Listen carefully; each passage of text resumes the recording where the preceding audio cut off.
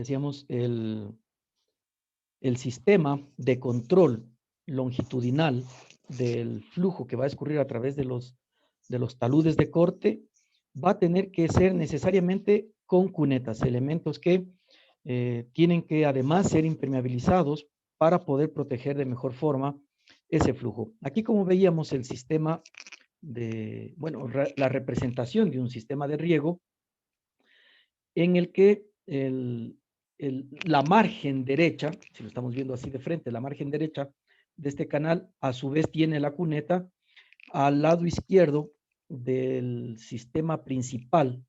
Vamos a tener una zona de vía de acceso cuya accesibilidad va a formar parte de la operación y mantenimiento que se tiene previsto para el proyecto principal, en este caso para el sistema de riego. Se hará trabajar a esta zona o capa de rodadura como parte de la zona que colecta, zona colectora, el flujo que, sumado con lo que va a escurrir de la parte superficial del cumbrero, inclusive de alta montaña, o lo que se constituya como parte superior de este corte, y finalmente todo este escurrimiento en sumatoria tendría que ser evacuado al cajón de entrada de la alcantarilla. Asimismo, como puede ser un corte cerrado, puede ser un corte en media ladera, en donde parte de la plataforma va a ser justamente, como su nombre lo dice, en corte, y otro porcentaje, va a ser con relleno. Lo conceptual es que todo lo que tenga el proyecto en corte se asista principalmente con cunetas. Lo que esté en relleno, lo usual, lo recomendable normalmente es que no se ubiquen cunetas, más bien se espere que con la protección que se deje del relleno, al final y al pie de ese relleno se pueda incluir la zanja drenante. Obviamente estas son las condiciones generales, son las conceptuales, de ahí ya cada proyecto en cada sitio tendrá que determinarse si aplica o no íntegramente estos que son criterios técnicos generales. Entonces, en resumen, cuando es corte cerrado, vamos a tener drenajes longitudinales a ambos pies del talud de corte que ha quedado. Si es media ladera, lo que está en corte con cunetas y el otro va a escurrir, lo que está en relleno, va a escurrir a la zanja de fondo o zanja de drenaje.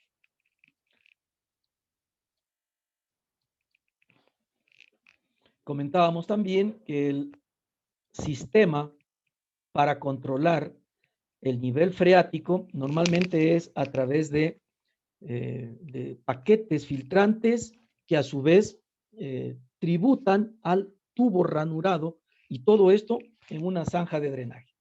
La separación que tendrían estos drenes subterráneos va a estar marcado normalmente en función de las características de permeabilidad de esta zona del suelo. En principio, lo que se busca con la distancia o la separación entre drenes, hablando longitudinalmente, esa distancia que se separan, correspondería a la máxima altura que uno espera que llegue ese nivel freático, de tal modo que no afecte, en este caso, la estructura portante vial, ¿no? Puede ser cualquier otro tipo de estructura que se protege. Si bien las cunetas pueden estar determinadas ya por formatos típicos, puede variar obviamente en función de las necesidades. Las evacuaciones de flujo colectado por cunetas normalmente van a ser evacuados hacia una caja o cajón colector que a su vez forma parte de el cabezal de entrada de una alcantarilla. Alcantarilla que, como en este ejemplo gráfico, puede ser un tubo que va a trabajar a lámina libre, no podría estar, ojalá ideal que no trabaje a tubo lleno. Y si va a trabajar a tubo lleno, que se tomen las consideraciones necesarias para que esto no falle una vez que esto esté con carga. Además, aquí como estamos viendo, el cajón colector de las evacuaciones de los flujos de cuneta también se utiliza como un sistema de retención de material granular y de arenas, ¿no? Como un desarenador que nos va a ayudar a evitar que se colmate la sección viva en cambio de la alcantarilla. En función de la pendiente longitudinal, vamos a marcar la velocidad o al revés también. Si conocemos el caudal que va a tributar, con ese caudal y la pendiente que se tiene, podríamos confirmar o verificar que la velocidad es la correcta. Caso contrario, lo que correspondería es cambiar la dimensión o aumentar la profundidad, si es que hace falta, trasegar mayor caudal a través de esa sección. Se había comentado el caudal unitario, sobre todo en las pantallas de drenaje, para cuando el análisis hidrológico nos aporta un valor de caudal y está tributando a lo largo de una X longitud que es de cuneta, entonces poder saber cuánto caudal está aportándose, frecuentemente se recomendaría que sea calculado este valor por metro, de tal modo que cualquiera que sea la distancia o el tramo que está colectando todo ese flujo, simplemente sea cuestión de multiplicar ese caudal unitario por la distancia final de la cuneta y con eso poder saber cuánto se aportó totalmente. Comentábamos también que en función del material se va a poder esperar velocidades. Si estamos hablando de cunetas revestidas, perfectamente se sabe que va a soportar velocidades por arriba de 4 metros por segundo, siempre y cuando se tengan buenas dosificaciones, que se tomen en cuenta todos los criterios técnicos de diseño y luego de puesta en obra. Está claro que eso no se va a erosionar en el tiempo por lo menos de la vida útil. Recordábamos también que el tiempo de concentración mínimo, según la NEVI, de tal manera que esto aplicaría para las vías del Ecuador, estamos hablando de 10 minutos y un periodo de retorno de 25 años. Las cunetas de corona, de la misma forma que se explicó anteriormente, vamos a tener una primera línea de proyecto resultante posiblemente del corte que se haga o el terreno propiamente dicho, ¿no? Podría ser que esto sea natural o resultado del primer corte que se hizo en la sección para poder conformar la plataforma. Y lo que se busca es que a través de una cuneta que frecuentemente se puede recomendar que esté en forma trapezoidal con un ancho de solera de 1 metro, con taludes, aquellos que soporten en función del material entre 0,25 y superiores, por cada uno en vertical, habíamos recomendado y hacemos mucho hincapié en que deben ser revestidas. Y habrá ocasiones, en función de la capacidad que se tiene de soportar el escurrimiento por parte del talud de corte o la ladera, si fuese el corte natural, si es que esto es erosivo y las partículas del suelo son fáciles de poder ser arrastradas por el flujo, nos dejaría la posibilidad además de considerar aquí justamente impermeabilizar con geomembrana. Recomendamos una geomembrana del tipo ondulada o de pupos, también se la conoce, en la que en 3 bolillos estos hundimientos de la geomembrana ya viene así de fábrica, hará que parte del hormigón quede embebido dentro de estos, entre comillas, pupos, y lo que sobresale, en cambio, parte del terreno, de tal manera que se ayude a brindar estabilidad para no tener corrimientos de lo que se va a vaciar sobre la geomembrana. Hablar de corrimientos también es pertinente, por supuesto, si vamos a dejar entre 1 y 2% la pendiente, el talud va a quedar protegido en tanto y en cuanto deje de, o más bien se controle que no escurra una lámina cualquiera que sea de agua y afecte en la parte del talud o pie de talud. Aquí lo que estamos viendo, podrían ser necesarias varias de estas cunetas de corona. Estas podrían ser zonas de terraza en donde estas banquetas o bermas se dejan justamente para protección de algún tipo de rodados o cantos que puedan venir abajo y finalmente afectar la zona de construcción, la plataforma o ya el proyecto si es que ya está en operación y mantenimiento.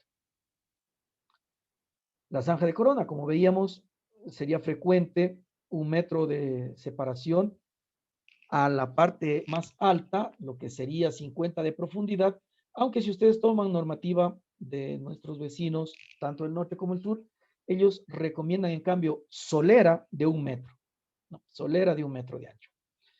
Este de 2 metros hasta 5, dependiendo de la normativa que se siga o los criterios, mínimo en todos coinciden que tiene que haber 2 metros, de tal manera que exista un escurrimiento hacia el talud, controlado. Eso significa que va a haber algún tipo de cubierta, puede ser geotextil o vegetal combinado con alguna geomembrana, dependiendo del tipo de suelo y las recomendaciones que del estudio geotécnico nos proporciona. En la normativa también ustedes van a encontrarse con el formulario, que es el mismo de la hidráulica, que al final lo único que se busca es comprobar que el valor del caudal que se ha calculado según nuestra normativa por el método racional sea soportado con facilidad, con holgura suficiente a través de la sección potencial que tendría nuestra cuneta. Entonces vamos a tener que, simple, en cuanto a la generación de caudales, utilizando el método racional, poder saber cuánto va a ser el máximo caudal, sabiendo que la intensidad va a ser para aquella lluvia de diseño, es decir, ahí está implicado el periodo de retorno, y ese valor de caudal, que sería el que se aporta, poderlo comparar con el que potencialmente llegaría a soportar, aquí estamos viendo el máximo valor, el que potencialmente llegaría a soportar el caudal de la cuneta. Entonces, este caudal de cuneta tendría que ser mayor, este caudal de cuneta tendría que ser mayor que el caudal de proyección natural. No es que va a suceder exactamente eso. Ya habíamos dicho ayer que al día siguiente de inaugurar la obra podría venir uno mayor. Sin embargo, el del diseño. Entonces, de esa forma, cuidamos que la sección que hemos dejado en nuestro diseño, sobre todo la profundidad máxima versus las inclinaciones de las paredes que se tiene laterales, puedan dar cabida al menos al caudal proyectado, en este caso por el método racional. O también podría ser que parte del espaldón de la vía también conforme la segunda parte de la cuneta. Es decir, hasta aquí tenemos una primera parte, la que se esperaría, luego proyectada hasta exactamente el espaldón. Es decir, vamos a tener un doble tendido de la inclinación de la cuneta y eso implica que esta parte también tiene que tener las mismas consideraciones de material e impermeabilización, tal cual como en una cuneta de sección simple. Con las ecuaciones, lo que se busca es poder encontrar finalmente área, perímetro mojado y radio hidráulico, y con eso, aplicando la ecuación de Chess-Manning, poder hacer esta comprobación.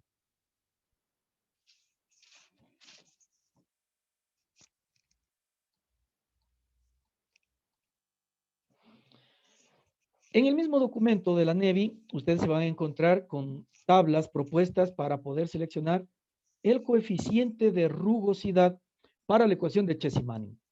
Corresponderá entonces a aquella que para un hormigón o el material que se tenga, ¿no? Lo que les decía, cuando el proyecto, en cambio, está sobre un terraplén, lo que se acostumbra, ¿no? Lo que se acostumbra es que ya no se ubique una cuneta, sino que más bien se espera que todo esto escurra hasta una zanja de drenaje.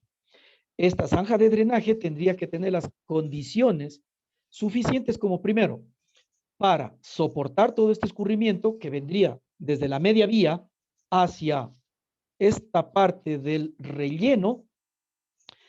Todo el relleno en superficie se supondría que está muy bien protegido para evitar que se puedan generar daños por el mismo escurrimiento. Y finalmente, tras esta disipación de energía, ¿no es cierto?, que al menos debe ser 1 metro, al cambiar la pendiente se disipa la velocidad, por lo tanto la energía, para que finalmente pueda ser vertido a nuestra zanja. Ahora, dependerá de las condiciones también que se tiene en esta parte de la zona soportante del relleno. Podríamos tener dos escenarios principalmente. En función de las condiciones de flujo se espera entonces esto ser evacuado de una manera segura a un cajón colector y que podría ser o directamente a un cuerpo receptor natural, diga usted una quebrada, un río, lo que fuese, o también aguas abajo de todo este tramo del relleno, poder también pensar en la alternativa de que esto está llegando a un cajón, pero que a su vez se tiene un, un, un paso transversal, es decir, una alcantarilla. Todo depende de las condiciones de cómo se vaya a cambiar entre una sección cortada de plataforma a una aguas abajo. En cualquiera de los casos, lo que siempre se tiene que tener presente es que el estudio de prospección geofísica que se va a solicitar acá, es decir, poder determinar cuáles son las potencias de suelo,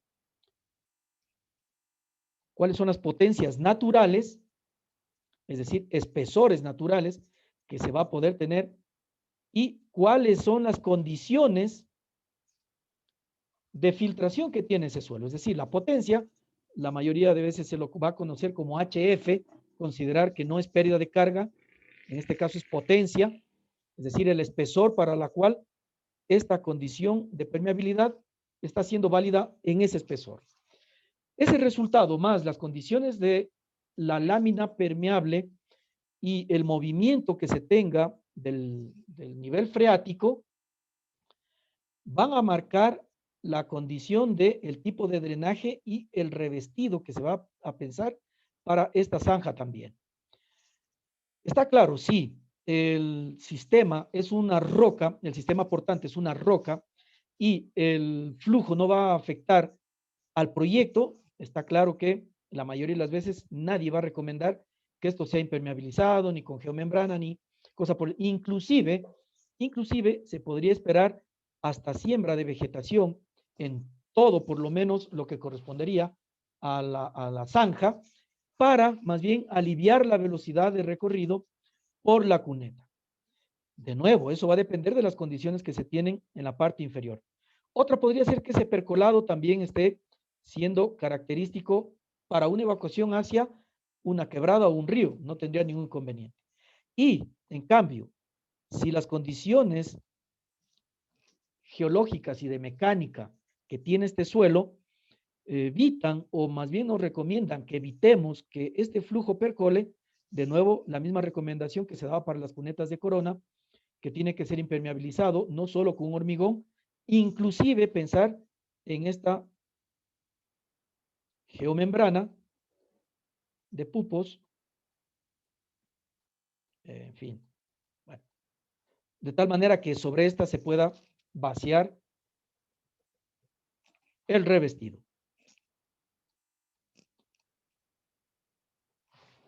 En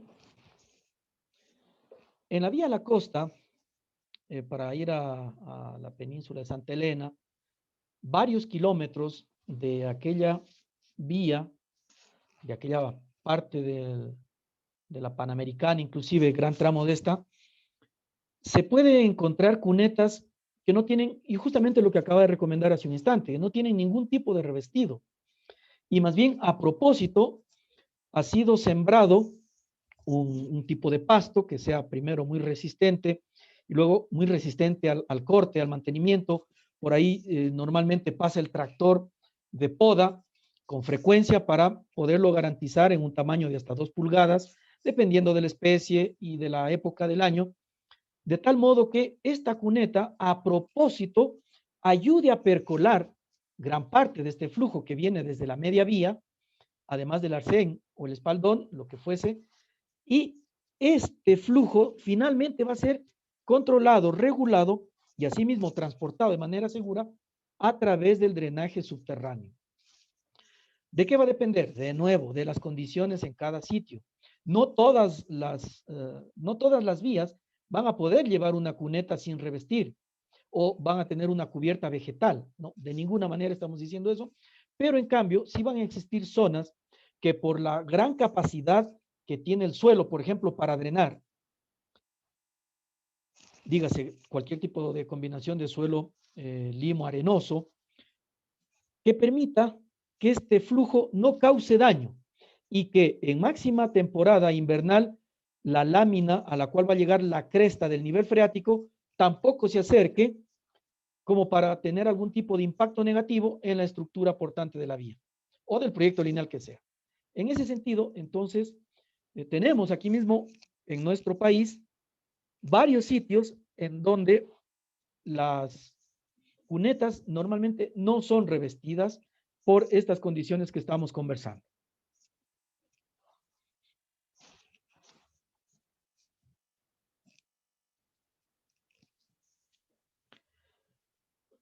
Sí, lo que se va es a dejar un revestimiento para nuestros elementos, diga usted que se va a revestir con asfalto o con concreto, las velocidades que se recomiendan en cada caso, las que estamos viendo, y esto va en función del talud, del tendido que se tiene, y del tipo de armadura, en el caso de los concretos, que podría estarse proponiendo por parte del que ha diseñado las características y en función del material, las características de soporte de todos estos elementos. Depende de la profundidad, depende del empuje que va a tener el suelo, principalmente de las condiciones geológicas del sector.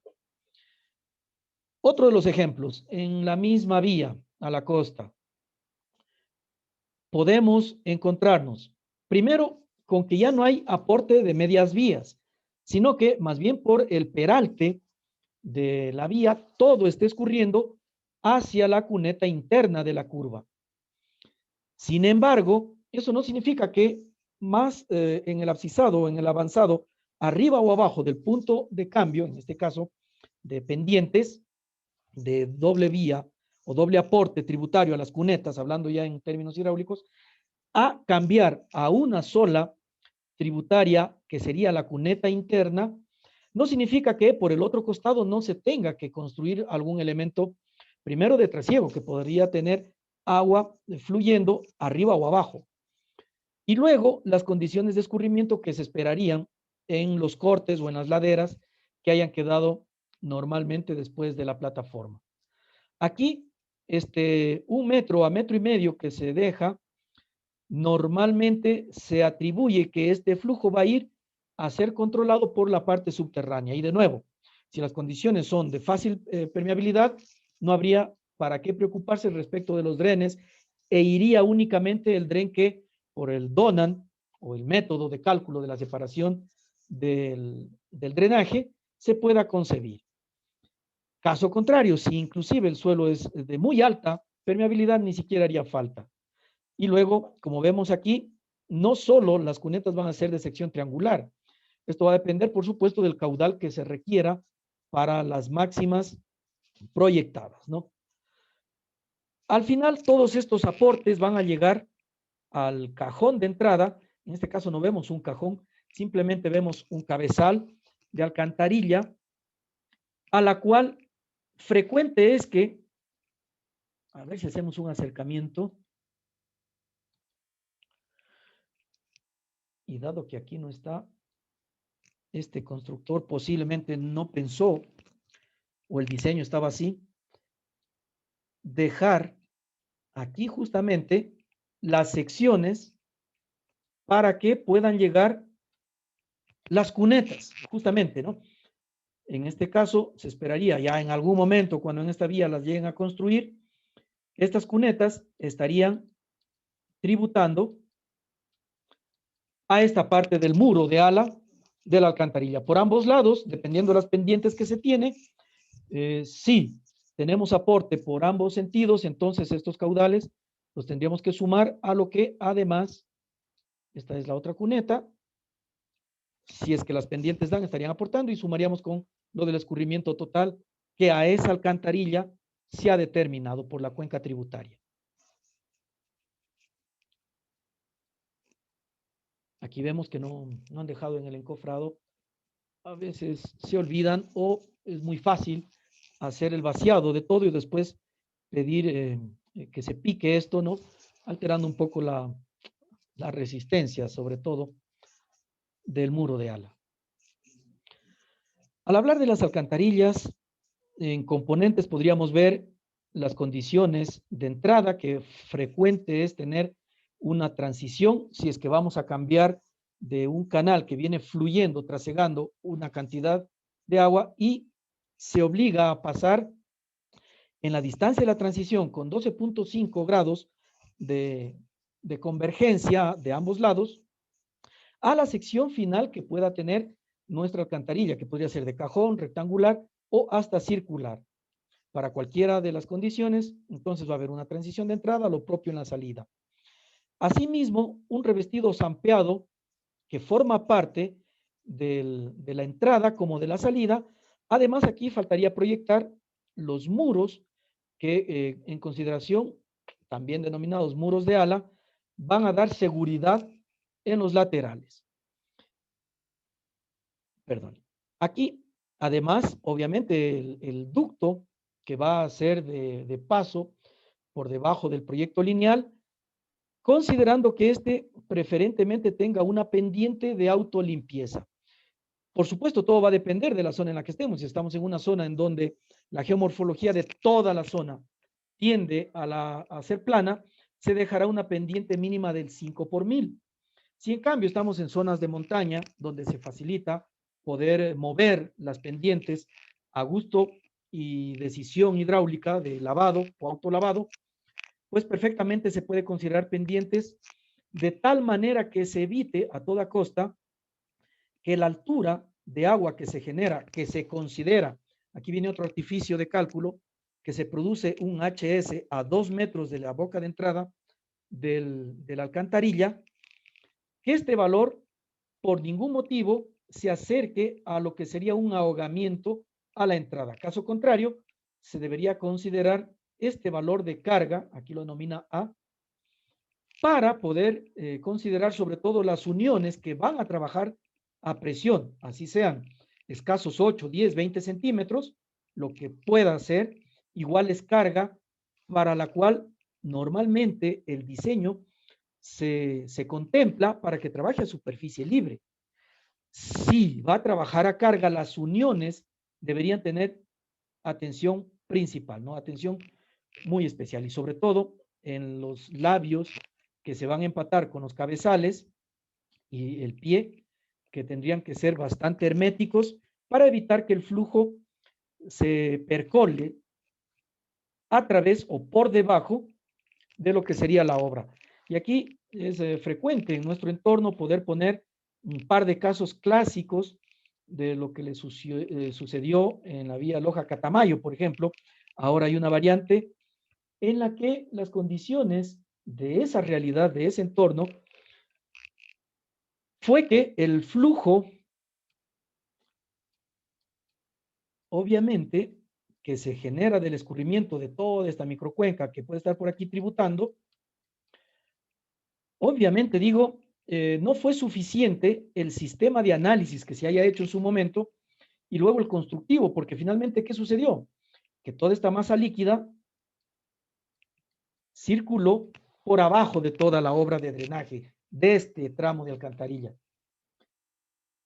generando principalmente elementos básicos de tubificación, es decir, grandes cargas de agua con flujos constantes mueven las partículas del suelo, haciendo ese movimiento que queden microtubos que de a poco se van convirtiendo en elementos que permiten el paso del agua ya libremente. Entonces, a ese fenómeno de tubificación del suelo, con el tiempo y la carga, coincidió que por aquí circulaba una plataforma de estas o un tráiler y además una camioneta, este tráiler cargado con N cilindros de gas completo, transportándolos hacia la ciudad de Loja. Y por supuesto, con esas cargas, más la inestabilidad que ya estaba aquí, obviamente no fue cuestión de una media hora, esto ya debió haber estado sucediendo durante años, pero fue pretexto que la noche anterior hubo una gran tormenta, se cargue absolutamente esto y como el término técnico lo dice, patine, se deslice absolutamente todo con las cargas inclusive, generando inclusive, además de los daños lamentables de las pérdidas de vidas humanas que existieron, los daños al proyecto, ¿no? Y esto consideren horas, a veces semanas de trabajo hasta poder habilitar el tramo. Y esto implica además, como lo repito, de pérdidas lamentables, el costo social que eso tiene es inmenso, a veces es incuantificable. Entonces, ¿qué se recomienda? Poder tener bien claras las condiciones del suelo, estudio de geotecnia, de cuán permeable es esta zona, cuán fácil va a ser que esto finalmente se altere por cargas hidráulicas que se tiene desde la ladera, y en función de eso poder pensar en diseñar los dentellones, inclusive la distancia del zampeado, aguas arriba, tendría que cambiárselo, alargándolo, que haga falta, o directamente poder tener un cajón mucho más profundo para que soporte todo lo que aquí se está tributando. Y de la misma manera, la salida, que también es otro de los puntos que generan el daño, no solo va a ser por esta parte subterránea, el flujo subterráneo, sino que también a la salida y durante varios años de uso que se haya dado sin la observación, sin el monitoreo permanente, peor, sin las obras adecuadas de protección contra la erosión, lo que ya comentábamos, este flujo, si es que aquí no existen las condiciones adecuadas y un buen enrocado con troncos hincados para evitar que se vuelva vulnerable este punto, este va a fallar. Y si esto falla, se quiebra, entonces con él viene una cadena de fallos que enseguidilla, y ya falseado toda esta parte del suelo que daba soporte al zampeado aguas abajo, o al cajón, a lo que fuese, lo que se haya diseñado finalmente, si es que no se tienen salidas controladas, este mismo flujo se va a encargar de dañar lo que se ha diseñado y construido también mal. De tal manera que todo esto combinado generó, como digo, lamentables pérdidas.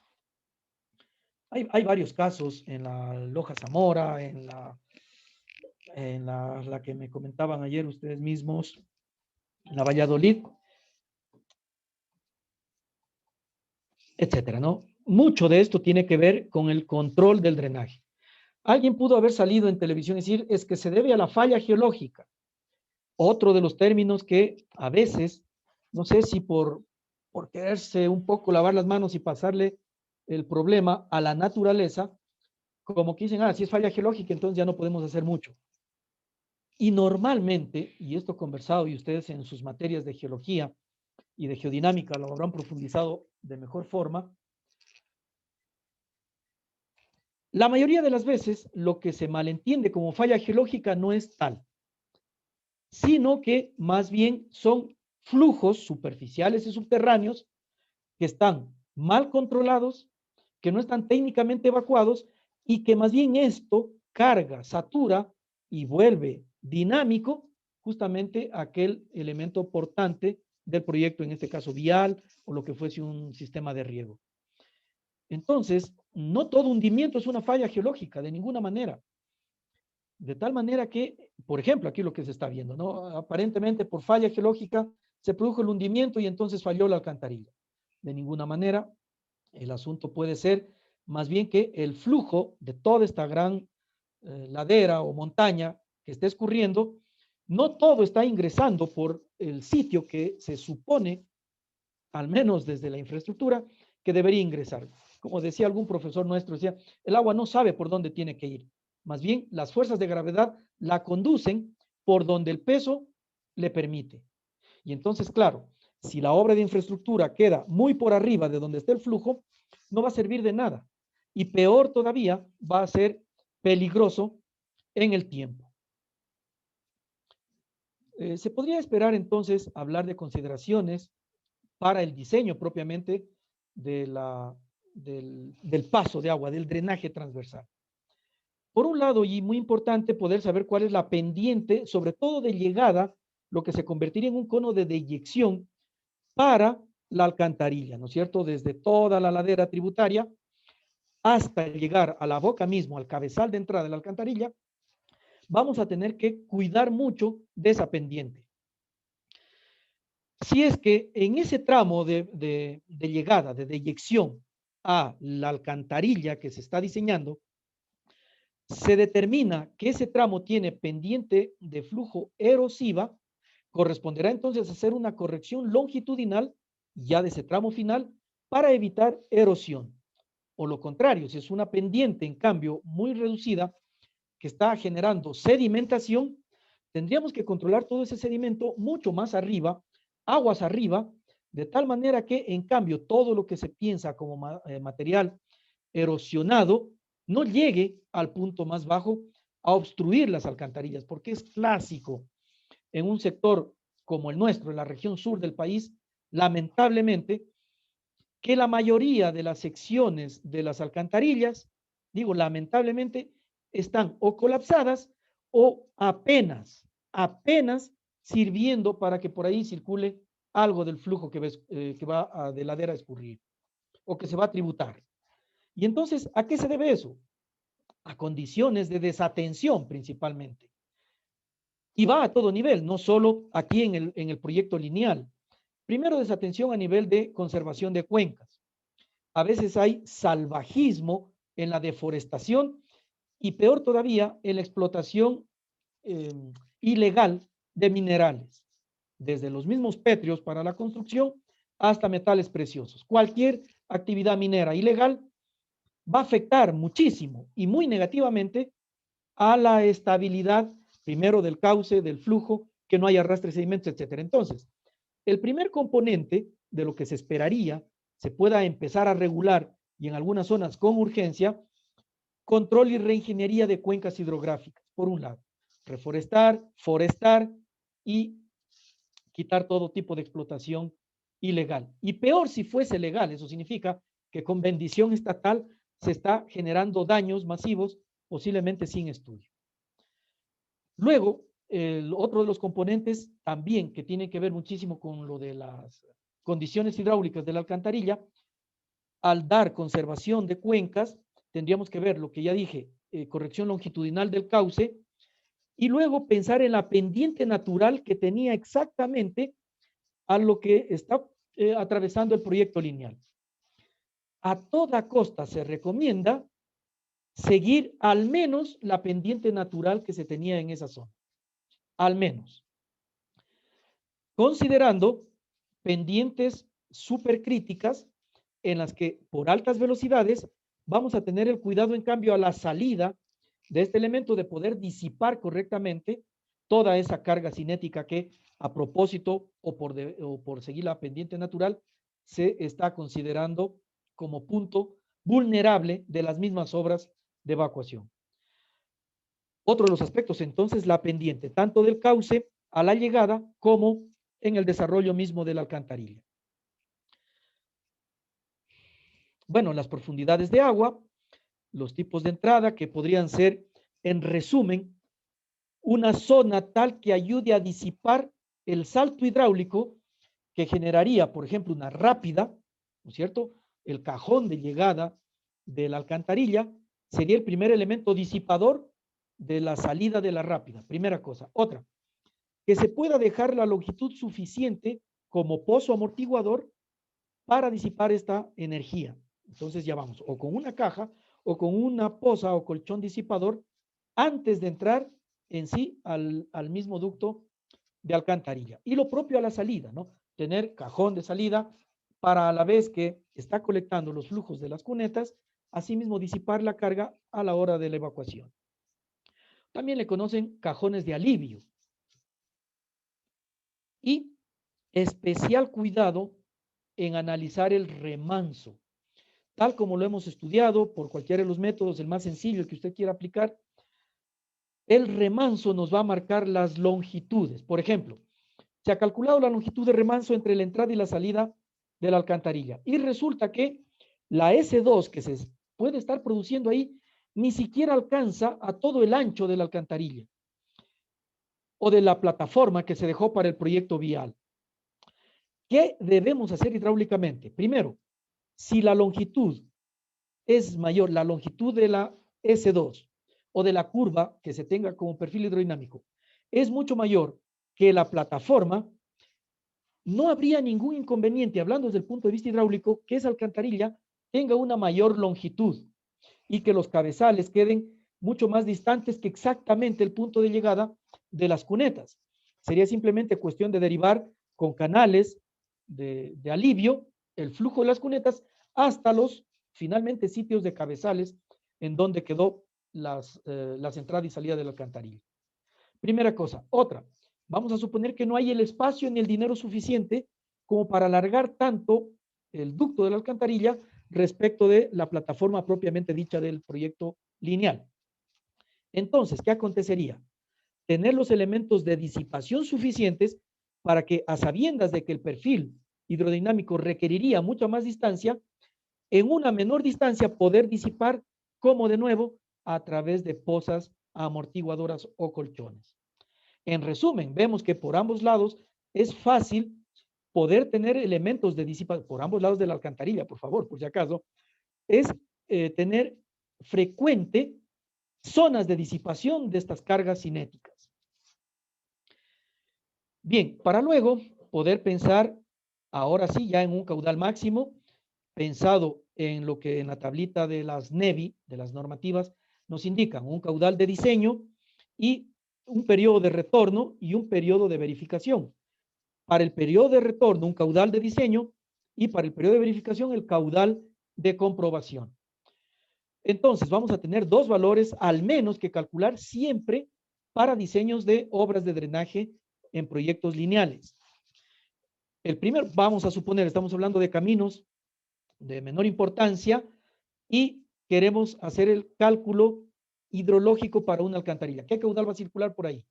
Entonces, la intensidad de la lluvia de diseño, usted la va a tener que analizar en función del periodo de retorno para 25 años, diseño, y comprobación o verificación, 50. Eso es lo que dice la normativa.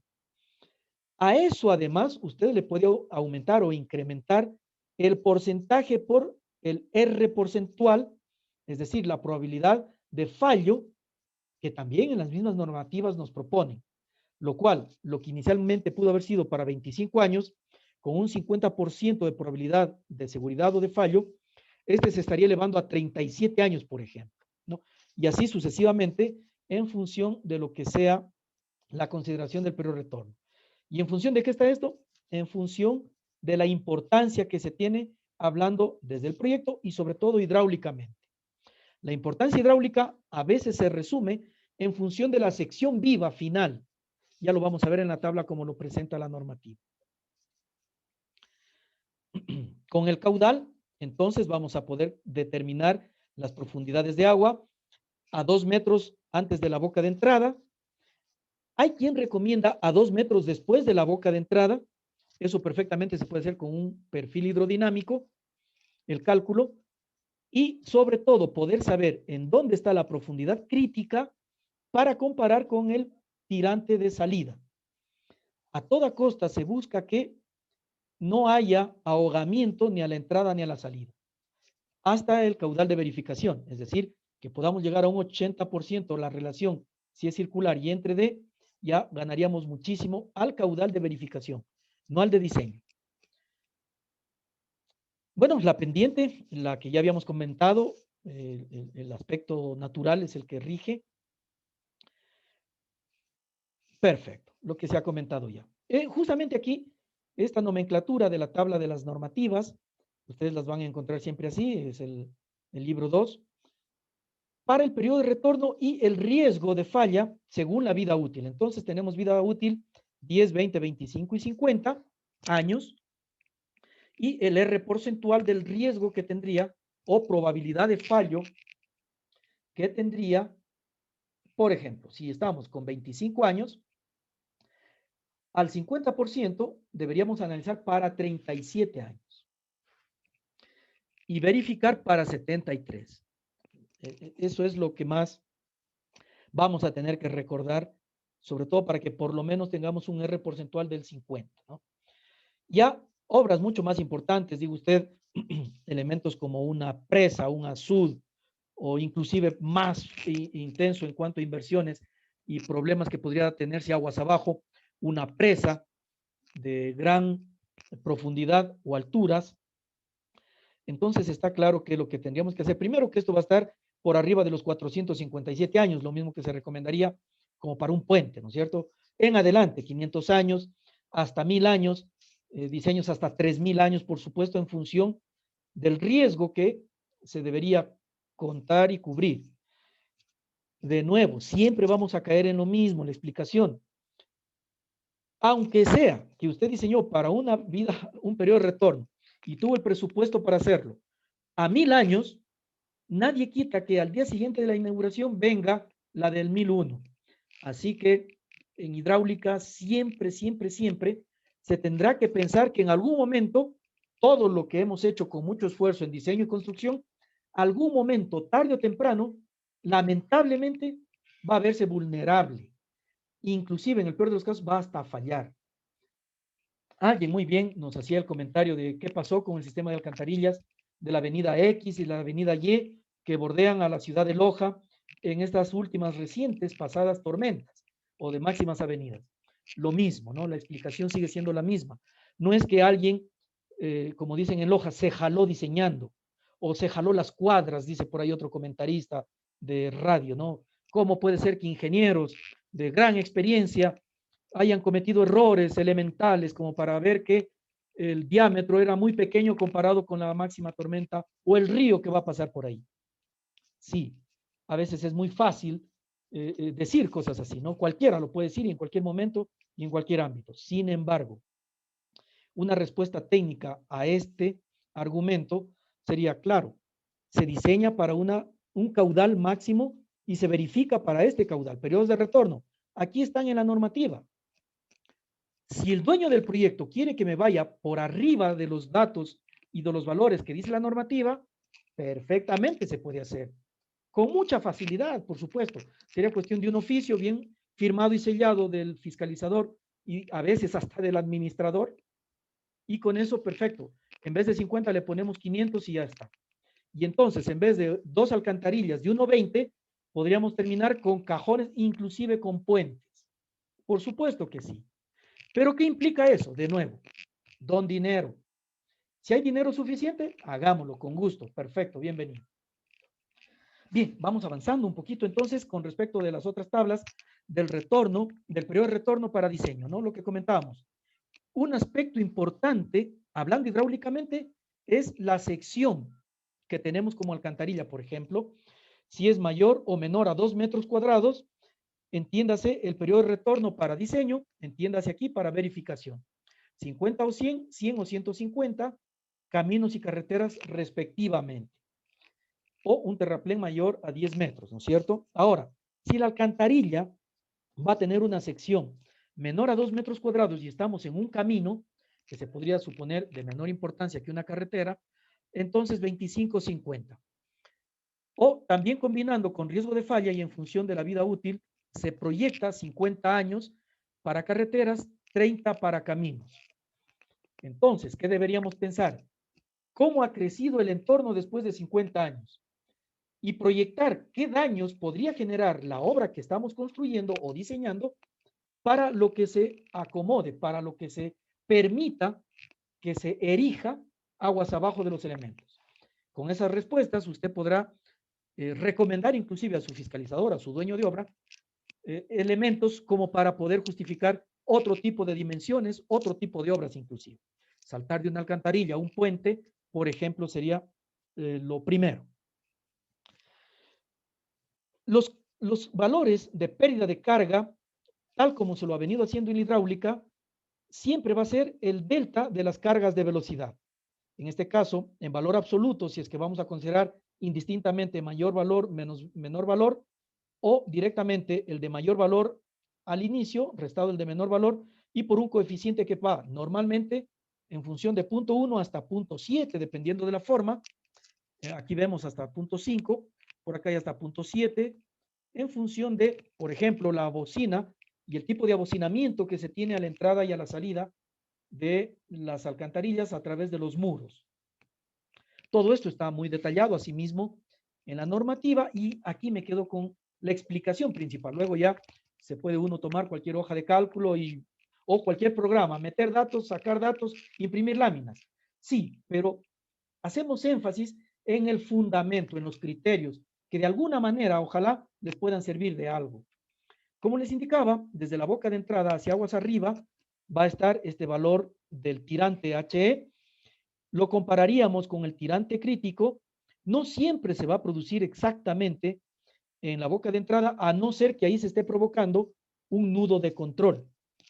Y los nudos de control se pueden producir por dos formas: o cambiamos pendientes o estrangulando a propósito, que es lo que puede estar pasando con la transición. Y luego, estos valores compararlos con el valor de las salidas. Aquí perfiles hidrodinámicos en función de M2, S2. Podríamos tener aquí una lámina natural contracta y a partir de aquí, en función de las condiciones aguas abajo, de nuevo podríamos estar saliendo de una S2 a una S1 o quién sabe inclusive de una M3 para empatar al flujo aguas abajo. Sabiendo que estamos en condiciones de pendiente comparada con la pendiente crítica mayor, es decir, zona súper rápida. Si estamos en cambio con condición, este valor de HE tiene que ser menor a 1.2 veces el valor del diámetro o la altura libre que tiene la alcantarilla. Bueno, y así el resto de combinaciones para cuando HS, por ejemplo, es mayor que H, es decir, se sumergió porque aguas abajo o se obstruyó o aumentó tanto el nivel, dejó de evacuar como se pensaba, y entonces de la misma manera se esperaría que no sea más del 20% la profundidad total de agua, este valor de HE. Es decir, si estamos en caminos, el diámetro menor, 1 metro, o en carreteras, 1,20, máximo esos 20 centímetros hasta 24, 25, no podría tenerse más carga que eso. O las otras variables, estamos ya con el tiempito, para pendientes menores que la crítica del tipo M, igual aquí están las consideraciones, que sea menor a 1,20 en todos los casos, y cuando el tirante crítico es menor que el tirante de salida. Es decir, de nuevo estaríamos en una M3 o M2, dependiendo de las condiciones aguas abajo. El ancho de la sección de la alcantarilla lo vamos a calcular por el método de Talbot, con la expresión que vemos aquí, las unidades tal como lo vemos, el coeficiente C, y luego ya el cálculo que amerita, ya conocido de la hidráulica clásica, de área, perímetro, radio hidráulico, y finalmente poder esto encontrarlo en las velocidades de Chessy, inclusive la pendiente la vamos a tener que comparar desde la ecuación de Chessy-Manning. Bien, finalmente me voy despidiendo. Todas estas diapositivas van a quedar igual compartidas en PDF en su Canvas. Ahí quedan las tareas también para que ustedes los puedan afianzar, y en el desarrollo del transcurso de este tiempo voy a trabajar o seguiré trabajando en un video para que les pueda ser de más utilidad todavía en cuanto a lo que se refiere ya integrando cunetas rápidas, ojalá también, y obviamente alcantarillas, que sería el principal elemento. Bien, bueno, finalmente estamos ahí ya con el tiempo, discúlpenme. Más bien demos paso a algún tipo de pregunta que puedan tener, comentario, recomendación respecto del uso y aplicación de lo que hemos visto en estas 2 semanas, desde perfiles hidrodinámicos hasta inclusive esta parte del flujo transversal y longitudinal de proyectos lineales.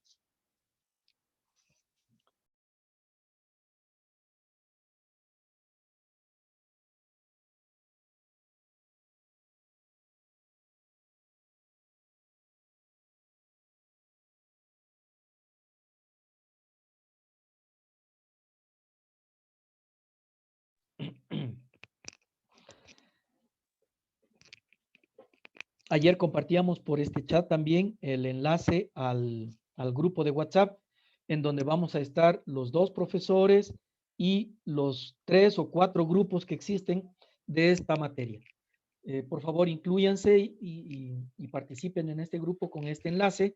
Digo, participen a quienes todavía no pudieron inscribirse en este grupo, y ahí nos servirá para irnos comunicando con detalles específicos del avance del curso y sobre todo del proyecto de las albarradas. Asimismo, en esta tarde se pulirá, máximo hasta este fin de semana, la información básica de inicio de la ubicación de las albarradas, para que asimismo ustedes vayan viendo cuál va a ser el alcance, cuál va a ser inclusive es la conformación de grupos, como decíamos, que podría ser a través de afinidad, por afinidad, o nosotros podríamos conformarlo, lo que para ustedes mejor convenga.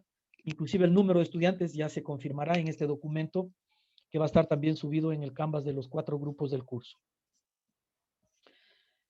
La próxima semana nos acompañará el Master Ed Guitar en el tema de la semana 3, tal como ustedes lo conocen.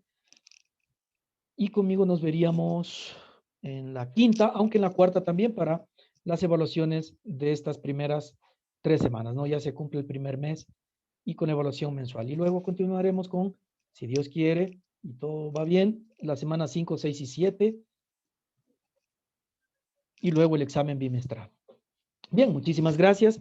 Si no tienen más comentarios o preguntas, les agradezco mucho. Y cuídense, por favor, cuídense, hagan todo lo humanamente posible para no salir de casa. Ese es